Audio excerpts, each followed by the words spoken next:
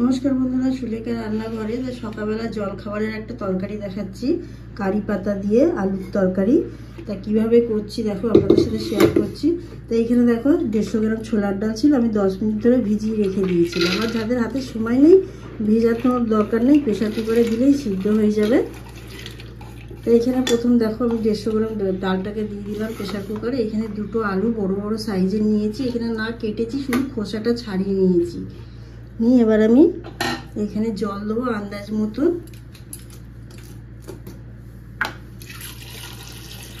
কারি পাতার তরকারিটা খুবই ভালো লাগে সকালবেলা জল খাবারে কিংবা স্কুল কিংবা কলেজে নিয়ে যাওয়ার জন্য। এবার ঢাকনা আটকে আমি 3টে সিটি মারবো।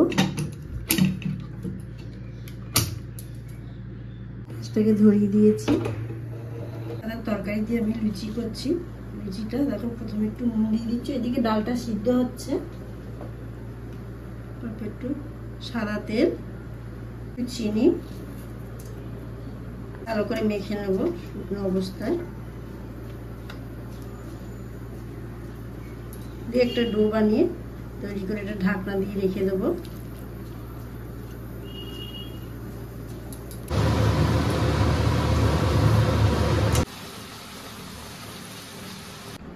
দেখো 3টে সিটি মেরেছি, মেরে আলুটাকে আমি তুলে নিচ্ছি। আলুটা দেখো আমার পিস পিস করে এরকমভাবে কেটে নিয়েছি। আর ডালটা কিভাবে সিদ্ধটা হয়েছে এখানে বোঝাই যাচ্ছে যে ডালটা কত সুন্দর সিদ্ধ হয়ে। ধরিয়ে দিয়েছি, কড়াইটা বসিয়ে দিলাম।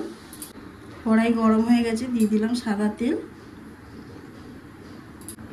এখানে দেখো শুকনো কারি পাতা, আপনারা চাইলে কাঁচা কারি পাতা দিয়েও করতে পারবেন।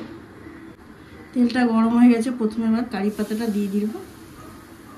তার সাথে আমি কাঁচা লঙ্কা 3টে ছোট ছোট টুকরো করেছি, করে দিয়ে দিলাম। চামচের 1 চামচ আদা, এক মতো নুন, যেহেতু নুনটা ডালের সাথে হয়েছিল সিদ্ধ। 1 চামচ নারকেলের গুঁড়ো শুকনো। হলুদটা দিয়ে দিলাম অল্প, করে আলুটা দিয়ে দিচ্ছি। ভাজা ভাজা হচ্ছে, অল্প একটু চিনি দিয়ে দেবো, যেহেতু ছোলার ডাল আছে চিনি তো অল্প লাগবেই। কাশ্মীরি লঙ্কার গুঁড়ো দিচ্ছি, দিব ডালটা। আর ডালটা যে জলে সিদ্ধ হয়েছিল সেই জলটাও সঙ্গে দিয়ে দিচ্ছি। আর বাড়তি জল কোনো দেবো না।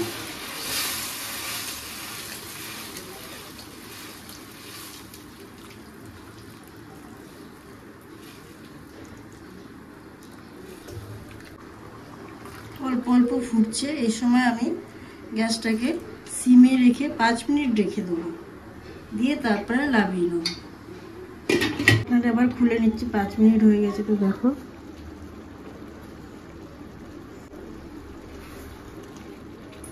তাই এইভাবে তরকারিটা আবার নামিয়ে নেবো।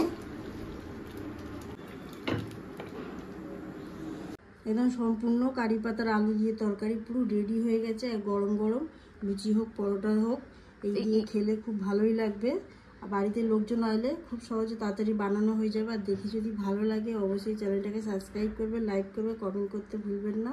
তো এবার আমি দেখো এই লুচির সাথে পরিবেশন করে দেখাচ্ছি।